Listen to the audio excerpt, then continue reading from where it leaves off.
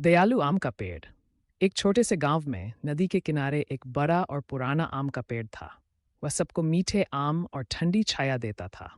बच्चे उस पेड़ के नीचे खेलते, उसकी डालियों पर चढ़ते और रसीले आम खाते थे। वहीं पर राजू नाम का एक छोटा लड़का रोज आकर बैठता था। उसे आम बहुत पसंद थे, लेकिन वह बहुत स्वार्थी था। जब भी उसे आम चाहिए होता, वह इंतजार करने की बजाय पेड़ पर पत्थर फेंकता। पेड़ को दर्द होता, लेकिन उसने कभी शिकायत नहीं की। उसने हमेशा प्रेम से राजू को मीठे आम दिए। समय बीतता गया और राजू बड़ा हो गया। अब वह पेड़ के पास नहीं आता था। वह अपनी पढ़ाई में व्यस्त हो गया और बाद में शहर चला गया। पेड़ उसे याद करता था, लेकिन फिर भी दूसरों को फल और छाया देता रहा।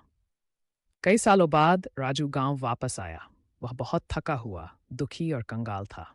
वह उसी आम के पेड़ के नीचे बैठ गया और गहरी आह भरते हुए बोला, अब मेरे पास कुछ भी नहीं बचा। पेड़ उसे देखकर बहुत खुश हुआ और बोला, मेरे प्रिय दोस्त, तुम मेरी छाया में आराम कर सकते हो। राजू ने पेड़ की ओर देखा और कहा, मुझे बहुत भूख लगी है। पेड़ ने अपनी डालियां हिलाईं और मीठे आम नीचे गिर पड़े। राजू ने आम खाए और अच्छा महसूस किया। कुछ समय बाद राजू बोला, मुझे पैसे चाहिए। पेड़ ने प्रेम से कहा, मेरे आम ले जाओ और उन्हें बाजार में बेच दो। राजू ने ढेर सारे आम इकट्ठे किए और उन्हें बेच दिया। उसे कुछ पैसे मिल गए, लेकिन उसने पेड़ को धन्यवाद तक नहीं कहा। फिर कई साल बीत गए। अब राजू बूढ़ा हो गया। वह फिर से गांव लौटा, लेकिन अब वह बहुत कमजोर और थका हुआ लग रहा था। अब पेड़ भी बूढ़ा हो चुका था और उसमें अब फल भी नहीं थे। पेड़ ने नर्म आवाज में कहा, अब मेरे पास देने के लिए कुछ नहीं बचा, बस मेरी मजबूत तना है। तुम इस पर बैठ सकते हो और आराम कर सकते हो। राजू की आंखों में आंसू आ गए।